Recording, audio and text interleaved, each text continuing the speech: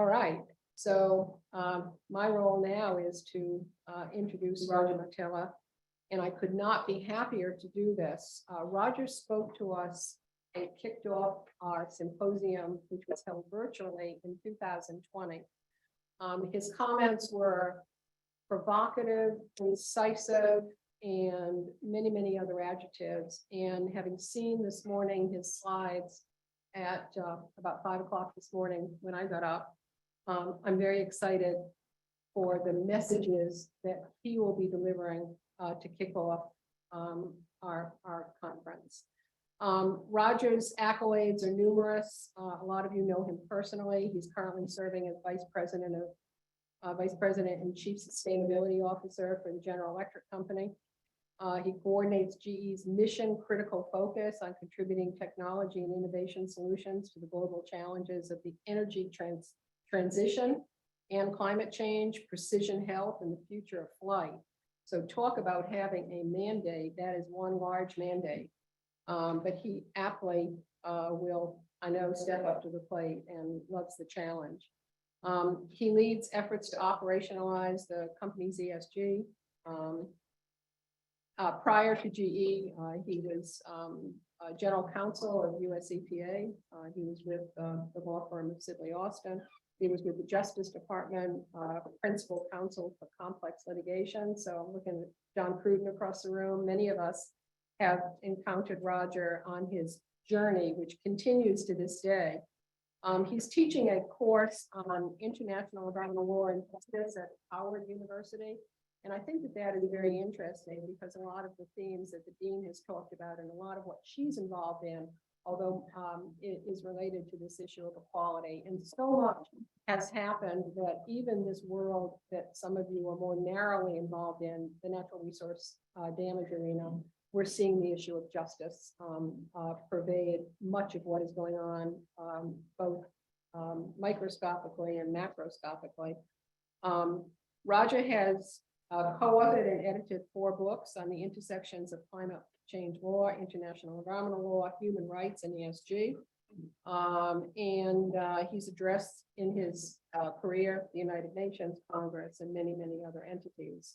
So we are truly thrilled. I am truly thrilled to have Roger join us, although I would much prefer to, I was in Paris and could have a coffee with him after his remarks to hear what he has to say. So I'm now going to turn this over to my colleague who will connect Roger from Paris. And I'm here. Just let me know if you can hear me. Everything good there?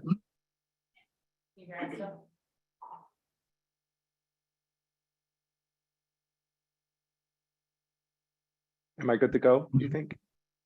Start, Roger. Okay. I'm sorry, I can not hear you. Did you say to start? Yes. Okay, thank you. Got it.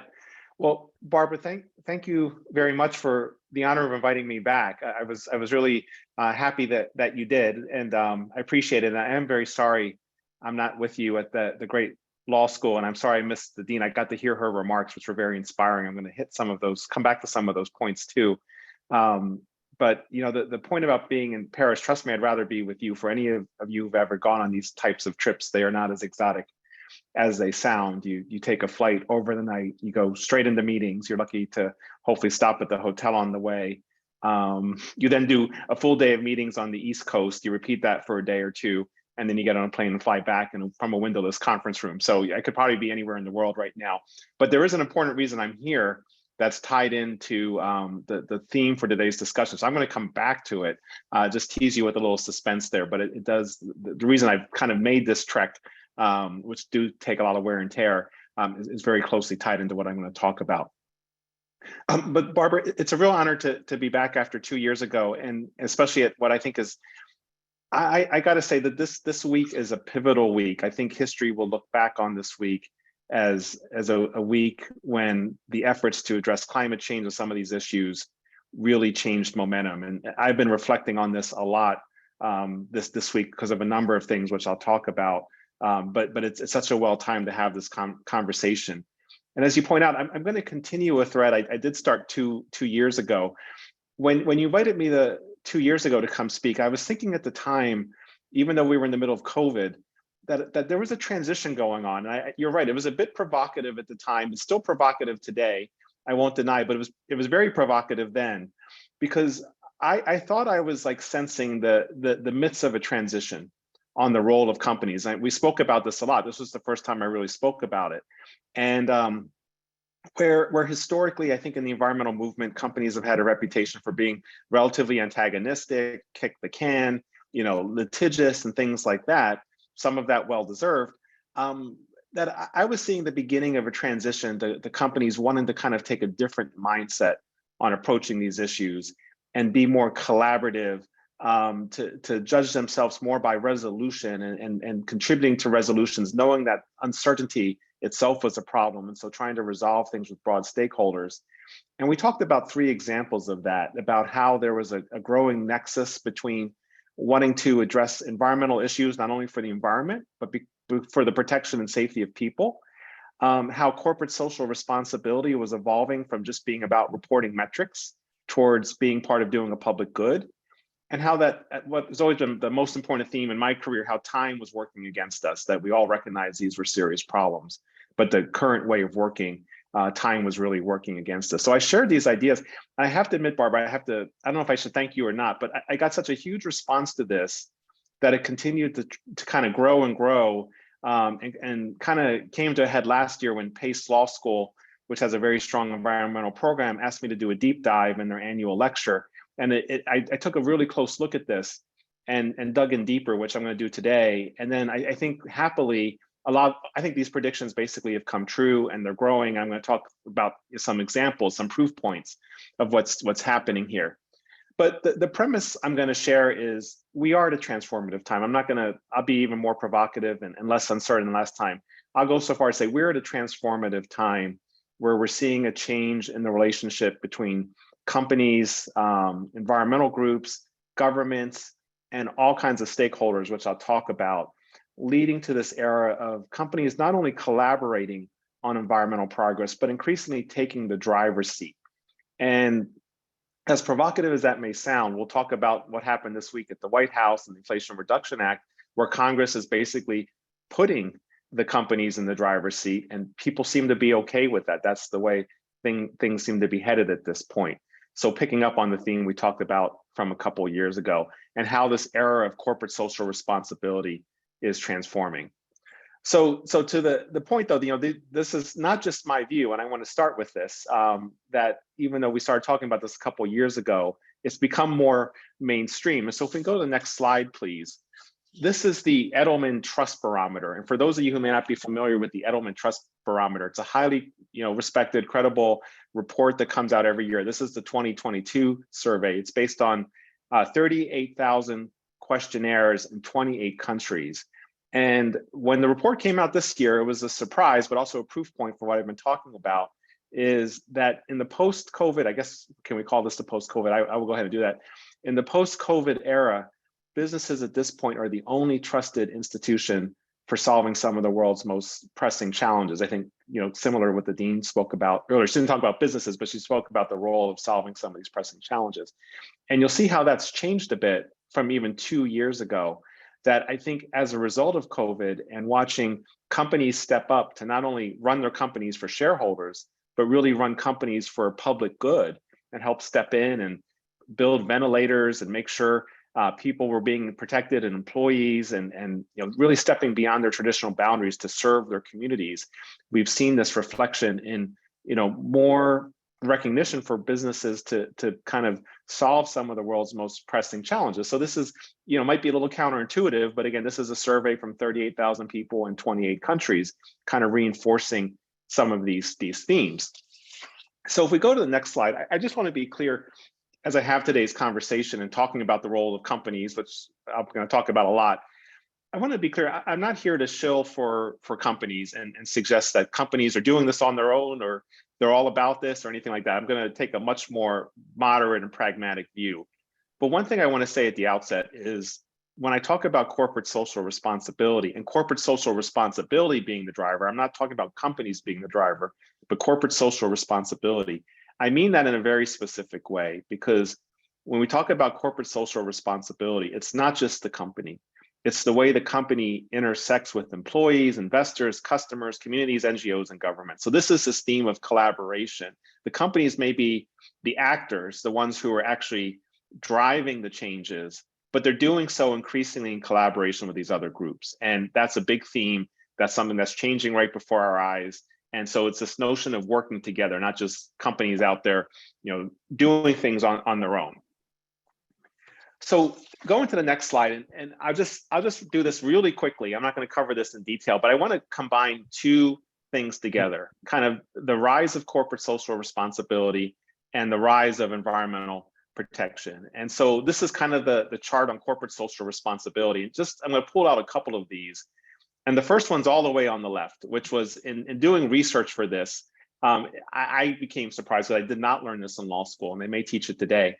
But the very reason that the corporate entity was ever created as a matter of law was to do public good. And if you think about it, prior to the corporate entity, you would have partnerships and sole proprietorships. And if you wanted an institution that was set up for a charitable reason or to benefit some kind of public good, it was hard to do because you would want these entities to outlive any one person. So there's case law going back to 1819 establishing that the very purpose of a company was to do public good. And I think we've kind of maybe, I was never taught that, and if I did, I forgot it. But I think it's important as a reference point that this concept isn't quite exactly as novel as we thought. And I want to be clear too, I'll probably have to say this many times, but as I talk about the public good, that is not to imply that companies are not about shareholder value. My theme is that companies increasingly are looking to do both at the same time, generate the best returns for their shareholders, which is very important purpose of the company, and also doing public good at the same time. But we have this foundation. And then over the time to come, starting with the Harvard Law Review, we started to see this focus on corporate social responsibility, which transformed into how do we understand better the impacts that companies are having beyond just their shareholder returns. So as we had this era of multinational companies all around the world, there was this thirst for more transparency and understanding how are these companies impacting the environment, human rights, health and safety, and other things. And so we entered this era of disclosure and more transparency in sharing information, but it was a very passive kind of responsibility. It was, just sharing information, but not a lot of kind of setting of goals and incentives to kind of drive a bigger good. I think our next phase, which is this more, how can companies return shareholder value, but also pursue a public good, really kind of kicked into gear around 2016, when there was a sense of kind of a regulatory void on environmental issues around then. And what did people do? People actually looked to companies and said, if we're not seeing, the action we would expect out of the government, it's time for companies to step up. And people started putting pressure on companies, and companies to some extent, I think, respond to that. And then over the last few years, things accelerated even further. Prior to COVID, the Business Roundtable talked about the purpose of a corporation. Then we had COVID, which, as I talked about earlier, and we talked about this 2 years ago, I think really became the catalyst for how companies could step in and do a public good. Last year, a lot of focus on ESG and net zero commitments. COP26, for the first time, in my experience, companies were really invited to kind of go and observe, and not so much be super active, but be in the room. And then this year we have, as I'm going to come back to in a lot of detail, the unprecedented collaboration between governments, NGOs, and companies in passing climate change legislation, the Inflation Reduction Act, COP27. We'll talk about this too, and the role the companies are now playing actively. And then looking out into the future, companies setting targets for 2030, 2050, and holding accountability for how they're doing in meeting those targets. So we're now in this era of companies more proactively, actively trying to not only address their impacts, but achieve other goals at the same time. So if we go to the next slide, I'm going to overlay this with kind of what's been the evolution of environmental issues. And I know John Cruden's in the room, I heard, so I feel odd speaking about this because John's a true expert here. But obviously, we've had a huge success in the United States with addressing conventional environmental pollution, starting in the 1970s with the passage of a lot of law, and really inspiring to go back and think about how Congress got together in bipartisan ways and enacted these laws that have led to so much benefits. Around 2007, the Supreme Court decided Massachusetts versus EPA, a major climate change decision, which in my view really legitimatized climate change as an environmental issue. Lots of people were talking about it before then, but it's my view that the Supreme Court engaging here really kind of put it into the mainstream and said, treat climate change like you do other environmental issues. And so unlike the past few decades, in the time since 2007, we've seen very little progress on legal options to address climate change. There's been proposed regulations, there's been a lot of litigation, and we haven't, but things have stayed virtually flat in my view. And we haven't had the same kind of forward-looking trajectory we had with other issues. And there's reasons for that. And I think largely because we didn't have the pattern in the past where Congress was creating new tools and we were looking to use existing tools to address a new problem. It was a square peg in a round hole kind of thing. And so even though this was an important policy issue, we were lacking the legal mechanisms to do so. So we have this, challenge of what's been happening so far, that I think there's, virtual uniform recognition that climate change is a pressing problem to be solved, but we've lacked the tools to do so. So how do these two things come together? If we go to the next slide, and this is kind of summarizes what I talked about before, that we've been using the same tools in the toolbox we had in the past to address climate change, but the outcome has been different. We haven't seen that progress that we saw on conventional environmental pollution. So if we go to the next slide, and where I'm going with this is, if we've had this greenhouse gas era where we've used the same tools in the toolbox, but we haven't made the same progress, what we're really heading into, in my view, is a whole new era of how to address climate change and sustainability. And you can see where I'm going with this. We're not going to use the same tools. We're going to use different tools. And the tool we're going to use at this point going forward is this theme of corporate social responsibility. And you can see what's different about this. And this is what we needed. We needed something that was different. We needed something that was changing. And the Inflation Reduction Act, I think, is very consistent with this. I developed this before the IRA, but it fits in nicely, as we'll talk about. So in terms of the changes, historically, what's been the driver of environmental issues have been NGOs and activists. If you look historically at environmental issues, they usually arise out of NGOs and activists being very patient, very strategic, and ultimately getting to good outcomes. In the era of corporate social responsibility, the pool of catalysts is now much broader. It includes the NGOs and the activists. I can guarantee you they're very engaged here. But it also includes employees, customers, investors, financiers, governments, everybody else. You have a much broader pool of advocates for these issues and those who are trying to influence action on behalf of corporations. And in terms of who's the actor, we've largely relied in the past on the government to take action, and for good reason. They've been best positioned to do so. But now the focus, again, is pivoting, and I think the IRA is another example of this, to companies to deliver their results through finance, through innovating technology, to really bring online the solutions that you need to address these issues. And that's not, again, it's not in a black box. We're partnering with governments, we're partnering with NGOs, and everybody has a stake in this. But it's the companies who will be delivering and innovating the technology to address some of these issues. Now, in terms of the goal here, the goal is a little broader too. We can talk about climate change as a very important goal, but my view is it's even broader than that. It's really a goal of equity.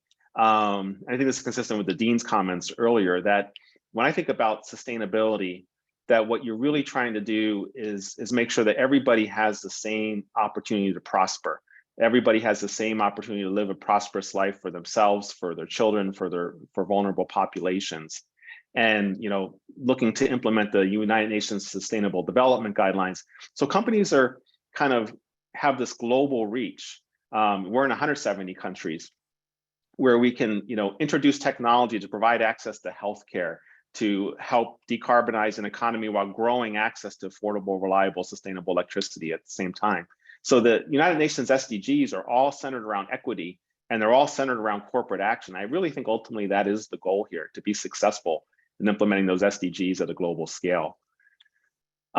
The approach has changed. The approach historically, this group knows it well. This is what you're set up to do. Is it's been command and control. It's been regulatory. It's been litigation, and we all have been through that. We know the time that's involved, the risks, the uncertainty, and that's still an important role. I want to be crystal clear on this. I'm not suggesting that goes away or is being supplanted. That continues to be an important role. But in the sustainability era, think about this.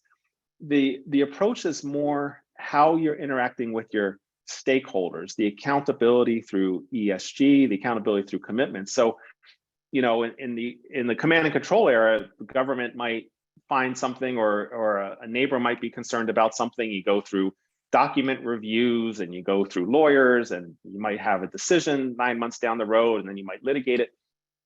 Now I can get a phone call and email from an investor or from an employee, frankly, and they'll challenge me on something, and I'll respond to them, within 48 hours. And I might factor that into a decision we're making. So there's this real time, it's not even quarter by quarter. There's a real time responsiveness to how our stakeholders are interacting with us that's just unmatched, I think, anywhere else in the history of the environmental movement.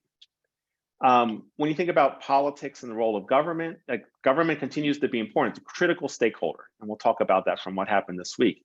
But you don't have to wait for government either. There's a lot of gridlock. I think we'd all agree with that. And I showed my chart about the lack of action over decades on climate change. There's other reasons why these actions move forward in relationship to stakeholders and things like that. And then in terms of progress, increasingly companies are setting targets and goals. They might be 2025, 2030, 2050. And it's giving stakeholders a chance to understand kind of what the future looks like. And we're all being very careful to say, this is our best vision of the future based on what we have today and trying to preserve credibility. But they're very forward-looking projections that can give you some sense of how progress might look. And then we track every year. Are we doing better? Are we doing worse? Do we need to make some adjustments? And if you think it's not enough, then we can have that conversation. And do we pull in other stakeholders and try to do it? So there's a very forward-looking element to it that's quite transparent. And I think another differentiator from what we've seen in the past. So again, this is about new tools in the toolbox to help take us in a different trajectory towards progress that I think we all recognize we need for the decades to come. So if we go to the next slide, this is just basically, a little tweak here to say what we're changing a little bit is the who, the what, the how, and the when, to recognize that we need to make this progress that I think we all think is very urgent and critical, and move us in a different direction.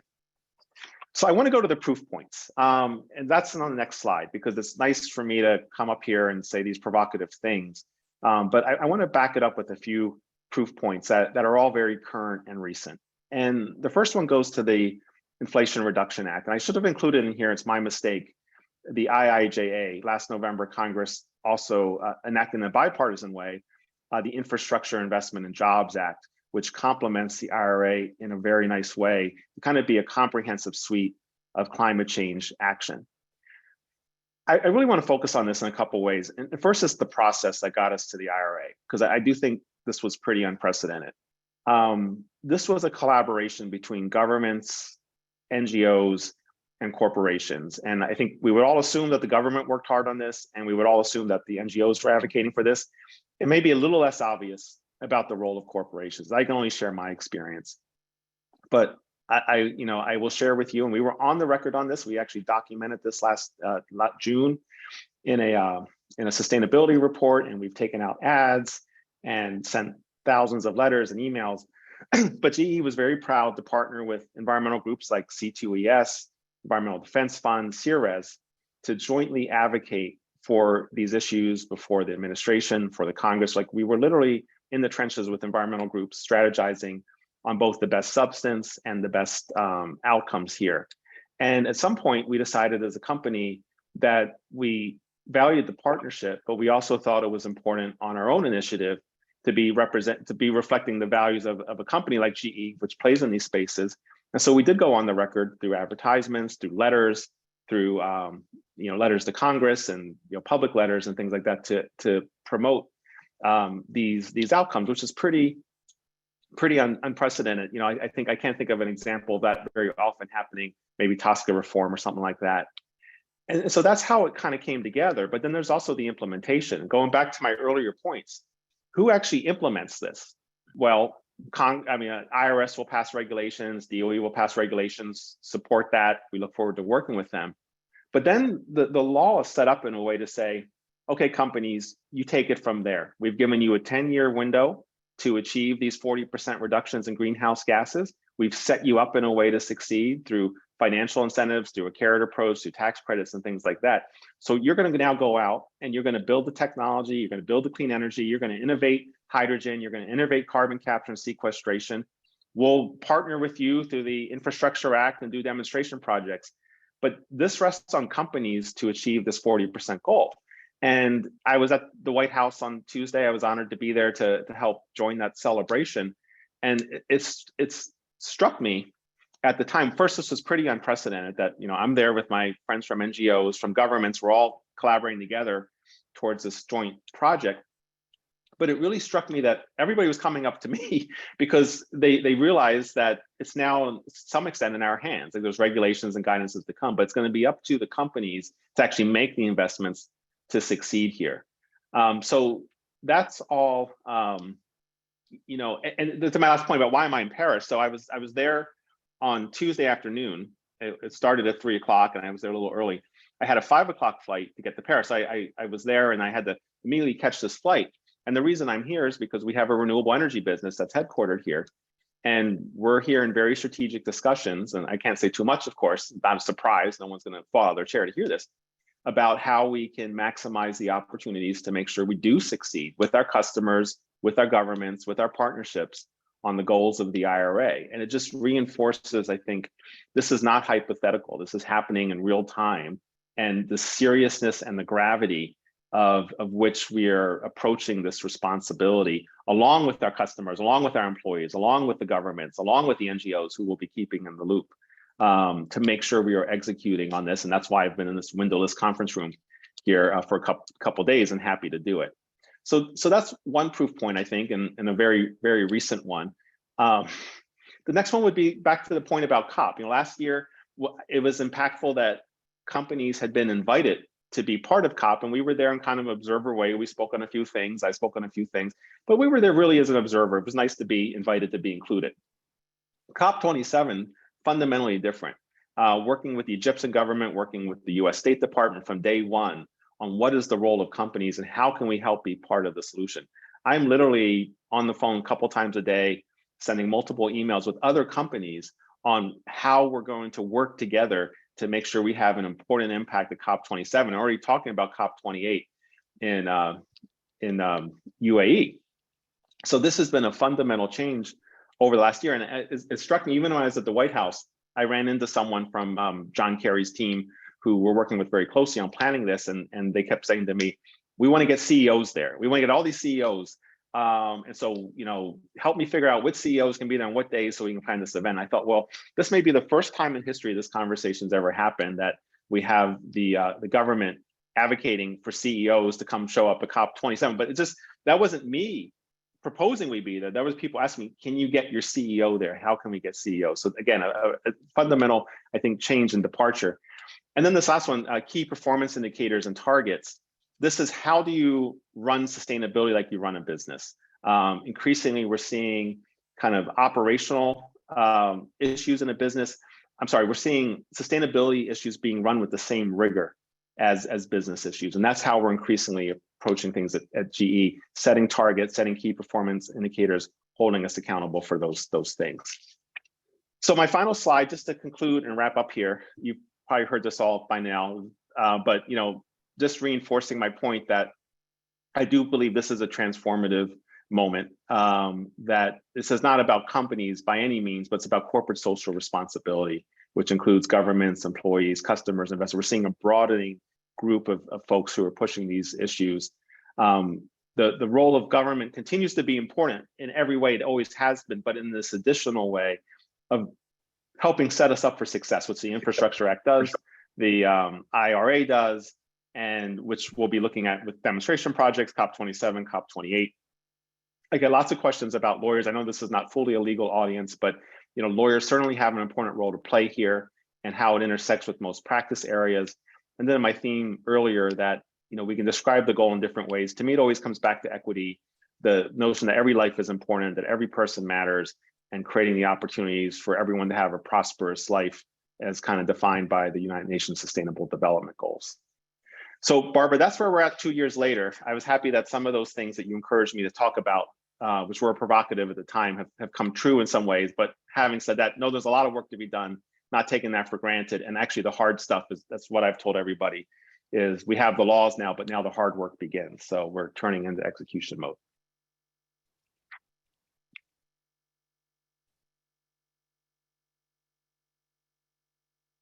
Done it again. You set us off on a path which is, again, very insightful, very exciting. There could not be a better time, in my view, for people actually to be entering this field.